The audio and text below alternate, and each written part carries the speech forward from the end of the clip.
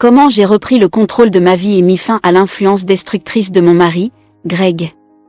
Pour des raisons de confidentialité, j'utiliserai des pseudonymes. En tant qu'avocate renommée dans mon État, l'anonymat est crucial pour diverses raisons. Laissons de côté les détails de l'histoire d'amour entre Greg et moi. Nous sommes tombés amoureux, nous nous sommes mariés, et finalement, nous avons divorcé.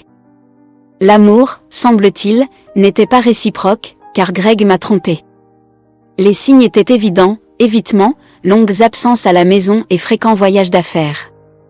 Bien que je ne sois pas impliquée dans ses affaires, malgré mon succès en tant qu'avocate, Greg me considérait comme un échec parce que je gagnais moins que lui. Un jour, pendant un autre de ces soi-disant voyages d'affaires, j'ai décidé d'enquêter. J'ai découvert un compte Facebook secret sur son ancien ordinateur portable, confirmant mes soupçons. Il me trompait avec une belle femme, quelqu'un qu'il considérait plus attirante que moi, critiquant souvent mon apparence. Le cœur brisé et rempli de colère, je l'ai immédiatement appelé pour le confronter. « Greg, tu me trompes ? » « J'ai des preuves, ai-je déclaré. Greg, avec froideur, a répondu « Andrea, tu n'es tout simplement plus intéressante. Tu es toujours occupée avec des affaires sans importance, me négligeant. De plus, tu n'es pas une supermodèle capable de m'attirer uniquement par ton apparence. » J'ai immédiatement répliqué « De quoi parles-tu, Greg ? J'ai un travail exigeant, et tu le savais quand nous nous sommes mariés. Je ne t'ai pas négligé. C'est toi qui as cessé de rentrer à la maison et qui as refusé de communiquer. Lorsque j'ai finalement décidé de l'affronter, je m'attendais à un minimum de remords de sa part, mais la réponse froide que j'ai reçue m'a prise par surprise. Il a rejeté toute la faute sur moi, justifiant sa trahison, une allégation qui n'était pas fondée. Refusant d'être faussement accusé, j'ai pointé les failles dans ses accusations. Au lieu de se défendre, il est resté froid à nouveau et a révélé avec désinvolture qu'il était soulagé que j'ai découvert son infidélité. D'un ton effrayant, Greg a déclaré « Je suis content que tu aies découvert cela, Andrea. Maintenant, je n'ai plus besoin de cacher ma jolie petite amie. Nous allons avoir une vie parfaite ensemble après que je t'aurai divorcé, espèce de bonne à rien. Enfin, je vais épouser quelqu'un qui mérite d'être avec moi et de porter mon nom. » Ces mots m'ont frappé comme une tonne de briques, ma colonne vertébrale s'est figée à ce moment-là. En parlant du divorce, non seulement il m'a insulté, mais il a également affirmé que je n'étais pas assez bien pour lui, m'accusant d'avoir été une mauvaise épouse. Il n'a montré aucun remords pour son infidélité et s'est même vanté que sa maîtresse serait une meilleure épouse. Des larmes coulaient sur mon visage alors qu'il me rabaissait, proclamant son infidélité avec fierté. C'était l'homme que j'avais aimé pendant plus de 10 ans, et ces mots m'ont laissé dévastée. Entre les larmes, j'ai demandé « Comment peux-tu dire ça, Greg ? Pendant toutes ces années, je suis restée à tes côtés dans les bons et les mauvais moments, honorant mes vœux et te valorisant par-dessus tout. » Sa réponse insensible m'a profondément blessée, rejetant toute ma valeur. « Eh bien, Andrea, ça n'a plus d'importance. Tu ne me sers plus à rien. Je suis maintenant un homme d'affaires prospère, et une femme au physique banal avec un diplôme de droit prétentieux ne me convient plus. » Me sentant totalement dévalorisée, j'ai protesté « Comment as-tu pu, Greg ? Je suis une femme capable, même si je ne corresponds pas à ta définition étroite de la beauté. J'ai été une bonne épouse pour toi, et maintenant tu penses au divorce ? » Il m'a corrigé. « Je ne pense pas au divorce, Andrea. J'ai déjà décidé de divorcer de toi. C'est fini. Je ne veux plus être avec toi. Je vais entamer la procédure bientôt, et j'ai déjà engagé un excellent avocat.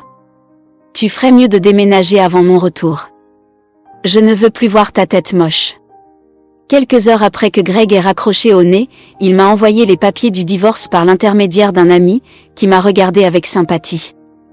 J'ai accepté les papiers sans réaction, fermé la porte et pleuré misérablement, laissant la réalité de mes années gaspillées avec un homme horrible m'envahir. Cependant, j'ai décidé que je ne laisserais pas cela me détruire. J'étais une femme forte qui reprendrait le contrôle de sa vie et donnerait une leçon à Greg. Lorsque l'ami de Greg m'a remis les papiers, il a mentionné que Greg avait parlé de prolonger le divorce. Intriguée au début, je me suis rappelé que nous avions un accord prénuptial. Greg avait insisté pour que j'aie droit à la moitié de son entreprise s'il me trompait, quelque chose que j'avais oublié au milieu de ce tourbillon émotionnel. Maintenant, tout devenait clair, Greg voulait prolonger le divorce parce qu'il espérait que je renoncerais à ma part légitime. Déterminé à ne pas abandonner ce qui me revenait de droit, j'ai immédiatement appelé son avocat et pris rendez-vous. En 2 jours, j'avais quitté la maison de Greg et je suis retournée dans la maison de mon enfance. J'ai envoyé un message à Greg pour lui dire que j'avais déjà récupéré mes affaires, en affirmant « J'ai pris ma tête et mon corps hors de ta fichue maison ». Bon, tu as enfin compris et tu ne fais pas d'histoire, a répondu Greg, se vantant de la réputation de son avocat. Déterminé à faire respecter le prénuptial, j'étais prête à relever tous les défis. Je ne veux plus te parler. Tu ne peux communiquer avec moi que par l'intermédiaire de mes avocats désormais, ai-je répliqué. Les mots de Greg ont éveillé une fureur ardente en moi. Il est impressionnant de voir comment la colère et la haine peuvent nourrir la détermination face à un tel mépris. Mon esprit s'est éclairci, et j'ai presque ri de l'ignorance de Greg. Il n'avait aucune idée de la personne à qui il avait affaire et je doutais que son avocat, Jake, le sache aussi. J'ai pris rendez-vous avec Jake dans un café. En me voyant, il a commencé à trembler visiblement, ne se calmant que lorsqu'il m'a reconnu. Il avait l'air confiant, mais pas assez. Jake était un avocat décent, mais il n'était pas prêt à affronter quelqu'un comme moi. Greg ne m'a jamais considérée comme influente, alors Jake était complètement mal préparé pour notre rencontre. Jake semblait nerveux, ses mains tremblaient, mais je me suis retenue de l'intimider davantage. Il n'était pas responsable de ma situation. Bonjour, Jake, ravi de te voir ici, l'ai-je salué, remarquant sa surprise. Si tu as des doutes, laisse-moi les dissiper pour toi. Oui, je suis l'épouse. Madame, je suis désolée. Je ne m'attendais pas à ce que vous veniez, balbutia Jake, désorienté par ma présence. Les noms de famille ne correspondent pas parce que je me suis mariée après avoir obtenu mon diplôme de droit. J'utilise mon nom de jeune fille à des fins officielles, ai-je expliqué. Ah, je vois, murmura Jake, visiblement mal à l'aise. Donc, je suppose que vous voulez prolonger l'affaire ? C'est ce que m'a dit mon client. Ton client te trompe, Jake. C'est lui qui veut prolonger cette affaire. Ne t'a-t-il pas dit cela ? L'ai-je directement confronté, sachant que ma réputation d'avocate parlait d'elle-même. Jake se tortilla sous mon regard. Habitué à poser les bonnes questions, je n'ai pas mâché mes mots. Tu n'as pas besoin de répondre à ça, Jake. Je connais Greg depuis plus d'1 décennie. J'ai épousé cet imbécile. Je sais ce qui lui passe par la tête. Inquiète pour la situation de Jake, j'ai décidé de l'éclairer. Comme je te connais, et que ce ne serait pas juste pour toi, je vais te dire la vérité sur ce divorce. Qu'entendez-vous par là, madame ? Demanda Jake, visiblement surpris. Mon cher mari t'a-t-il mentionné qu'il m'avait trompé ? Ai-je demandé directement, observant l'expression de Jake pour obtenir une confirmation. Sa réaction en disait long, confirmant encore une fois mes soupçons, et Jake fut pris au dépourvu par ma révélation. Je ne vais pas mentir, ça a blessé et heurté mon ego d'admettre à mon collègue que j'avais été trompée. Ce n'est pas une expérience agréable. Cependant, je savais suffisamment bien ne pas trahir mes émotions. Aussi humiliée que je me sentais, j'avais encore l'avantage, et j'en étais bien consciente. Jake, par contre, ne savait pas. Il dit, « Ah, non, je pense que mon client ne m'a pas parlé de cela, mais il m'a averti que, selon ses mots, vous feriez des accusations infondées parce que vous voulez le ruiner. » Oh, pauvre de toi, Jake. Ton client t'a manipulé comme une marionnette, bien que cela puisse te réconforter de savoir que Greg pense que tu es l'un des meilleurs avocats qui existent. Eh bien, c'est un grand compliment, mais je ne serai jamais à votre hauteur, madame, confessa Jake. J'aurais aimé qu'il m'ait dit que son épouse exerçait aussi le droit. Il m'a seulement dit que vous travailliez dans un cabinet d'avocats. Mon mari n'a jamais pris mes réalisations au sérieux.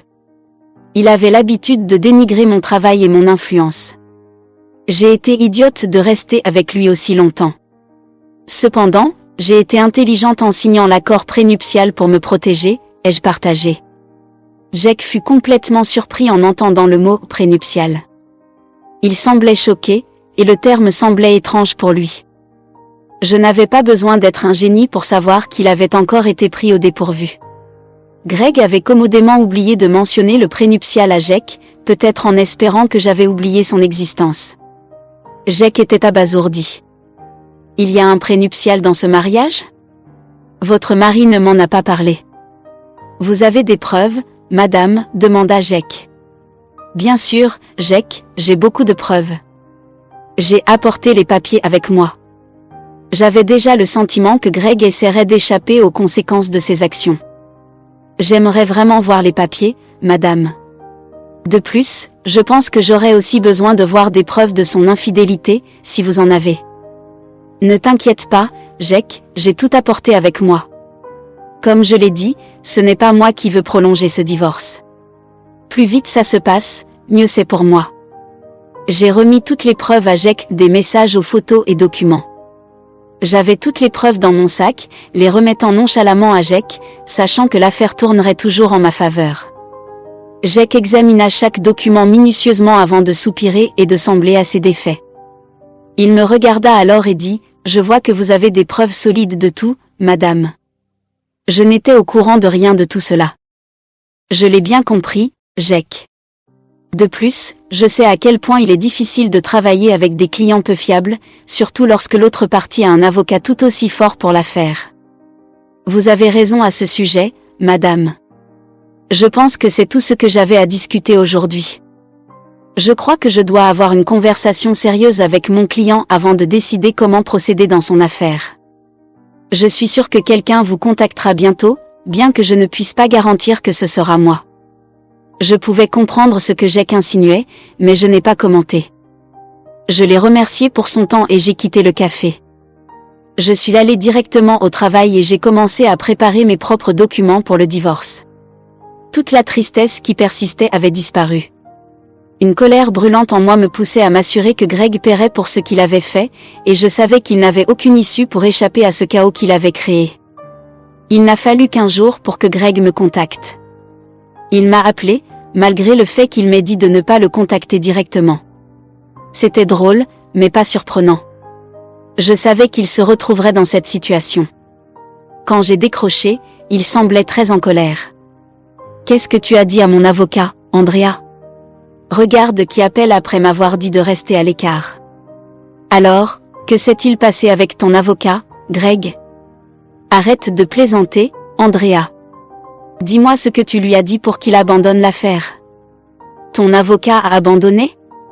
C'est triste, Greg. Je suppose que tu aurais dû être plus honnête à propos de ta situation et de la personne contre qui il se battait. Tu ne sais pas de quoi tu parles. Tu n'es personne. Je ne vais pas te laisser prendre ta part de mon entreprise. Oh, j'adorerais voir comment tu vas t'y prendre, Greg, ai-je répondu. Je vais engager un meilleur avocat en un rien de temps. Tu n'as qu'à attendre et voir. Je vais te détruire au tribunal. Tu viendras me supplier de te faire grâce, a-t-il tempêté. Eh bien, ça semble être un plan, Greg. Bonne chance avec ça. Mais un conseil d'avocate, n'oublie pas de parler à ton nouvel avocat de ton infidélité et du prénuptial. Quand j'ai dit cela, Greg a simplement raccroché. Cela m'a fait rire. Il était dans de beaux draps, mais il ne le savait pas encore. Il allait essayer de contacter tous les avocats de la ville pour voir si l'un d'eux accepterait de le représenter. Je suis une personne bien connue ici, alors les gens savent qu'ils ne doivent pas s'en prendre à moi. De plus, quiconque serait assez stupide pour croire à ces mensonges serait ramené à la réalité lorsque je présenterai mes preuves. Greg avait dit qu'il me ferait supplier de le pardonner. Je savais qu'il ne s'agirait que d'une question de temps avant qu'il ne revienne à ma porte pour implorer. J'avais raison de penser que Greg reviendrait implorer à ma porte. Il n'avait littéralement pas d'autre choix. Un beau matin, alors que je me préparais pour aller au travail, j'ai entendu quelqu'un frapper à ma porte. J'étais un peu confuse quant à qui pouvait se présenter à une heure aussi étrange. Imagine ma surprise quand j'ai ouvert la porte et trouvé mon futur ex-mari avec un regard désespéré et abattu. Je l'ai invité à entrer, car je ne voulais pas faire une scène devant ma maison. J'avais déjà assez de problèmes à gérer. Quand il est entré, j'ai dit, « Fais vite, Greg.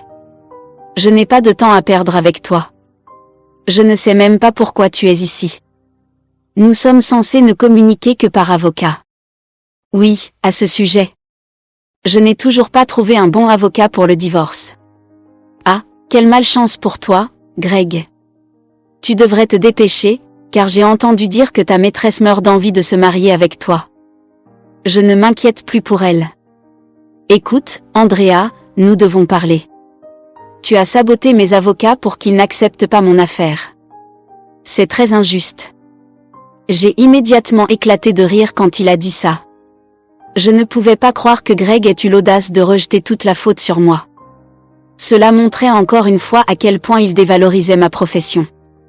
Il pensait que, parce qu'il était prêt à dépenser de l'argent, les gens se prosterneraient à ses pieds. Mon cher, c'est une blague incroyable, Greg. Laisse-moi dissiper cette illusion pour toi, je n'ai saboté absolument rien.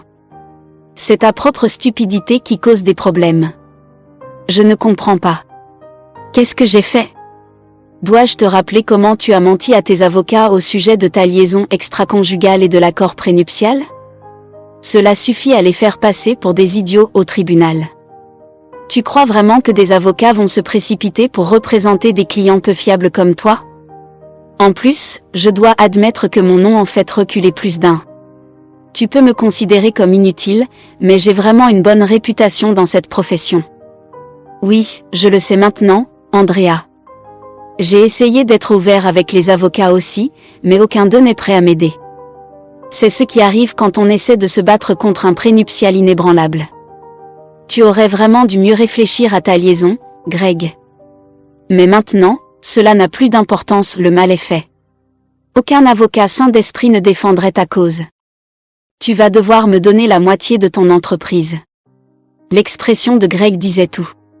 Il ne voulait pas perdre son entreprise. C'est pourquoi il avait essayé d'engager un bon avocat et de prolonger le divorce. Il espérait me faire attendre suffisamment longtemps pour que je finisse par abandonner et le laisse tranquille sans exiger la moitié de son entreprise. Après quelques jours, il avait compris que personne ne le soutiendrait. En fait, il avait même du mal à trouver un avocat qui accepterait de s'opposer à moi. Alors, il a fait ce qu'il considérait comme sa dernière option, il s'est mis à pleurer et à supplier. Andrea, tu sais combien cette entreprise compte pour moi. S'il te plaît, ne fais pas ça. Tu peux garder tout le reste, mais s'il te plaît, ne demande pas à diviser l'entreprise. Pourquoi pas, Greg? C'est toi qui as ajouté la clause de partage de l'entreprise en cas de trahison. Tu crois vraiment que je vais renoncer à mes droits aussi facilement? Je le mérite après la trahison que tu m'as infligée. C'était une erreur, Andrea. Crois-moi. J'ai vraiment mis fin à ma relation parce que je sais à quel point c'était une énorme erreur. Peut-être, juste peut-être, pourrions-nous donner une seconde chance à ce mariage. Je peux t'assurer que cet obstacle ne fera que nous renforcer. Les paroles de Greg m'ont encore une fois fait rire. L'audace de cet homme était incomparable à celle de quiconque que je connaissais. Je ne savais vraiment pas quoi dire, il me demandait vraiment de revenir, comme si j'étais assez stupide pour le faire. Je savais qu'il avait mis fin à sa relation avec sa maîtresse. Les rumeurs disaient que ni la maîtresse ni Greg n'étaient heureux. Mais s'il pensait que cela me ferait revenir vers lui, il se trompait complètement. J'avais déjà commis l'erreur d'épouser un déchet et j'avais appris ma leçon de la pire des manières. De plus, je savais pourquoi il était soudainement désespéré de me récupérer. Tu dois être en plein délire pour suggérer quelque chose comme ça, Greg. Je n'ai pas réussi à aller aussi loin dans la vie en étant complètement stupide. Je sais que tu veux revenir avec moi parce que tu ne veux pas partager ton entreprise. Andrea, nous étions heureux ensemble. Oublions tout cela une fois pour toutes et recommençons notre mariage. Cependant, voici mes mots, c'était ma chance en or pour sortir de ce mariage de façade. Je dois te remercier de m'avoir montré ton vrai visage avant que nous ayons des enfants. Maintenant, tu vas récolter ce que tu as semé. Avec cela, j'avais pratiquement terminé ce que j'avais à dire. J'ai immédiatement cessé de parler tandis que Greg continuait à supplier et à me demander de ne pas lui prendre son entreprise. C'était une scène assez pathétique, mais elle ne m'a pas émue du tout. Au contraire, elle m'a rappelé les moments où je me couchais en pleurant parce que ce salaud manipulateur que j'appelais mon mari avait décidé de me trahir. Voir Greg dans une position vulnérable m'a seulement donné satisfaction et a complété ma vengeance. Maintenant, je n'avais plus qu'à obtenir une rupture propre pour recommencer. Eh bien, j'ai définitivement obtenu plus que ce à quoi je m'attendais. Le karma a frappé Greg rapidement et durement. Il a essayé pendant des semaines de me faire changer d'avis et de me ramener à la maison. J'ai tout ignoré simplement parce que je n'étais pas intéressée par son drame. J'étais prête à tourner la page. Comme il avait déjà demandé le divorce, j'ai engagé quelqu'un de mon cabinet pour me représenter. Je ne suis pas avocate en divorce, alors je ne pouvais pas le faire moi-même. De plus, je voulais avoir le moins d'interactions possible avec lui. Après un mois à essayer de me faire changer d'avis, il a été obligé d'engager un avocat et de demander une séparation à l'amiable. Il savait que, si j'amenais l'affaire devant le tribunal, il ne ferait que subir une humiliation, au final, perdrait de l'argent avec des avocats désignés par le tribunal. Alors, il a reculé et a demandé une séparation mutuelle. Le prénuptial a rendu le divorce très facile pour moi. Bien sûr, j'avais beaucoup de preuves à présenter à tout le monde pour montrer que Greg m'avait trahi. Selon le prénuptial, il devait me céder la moitié de son entreprise. Il n'était pas content, mais il n'avait pas d'autre issue, alors il a transféré la moitié pour moi. Nous lui avons offert la possibilité de me racheter, mais il n'avait pas l'argent nécessaire. Maintenant, pourquoi un grand homme d'affaires comme Greg n'aurait-il pas d'argent, me demanderas-tu?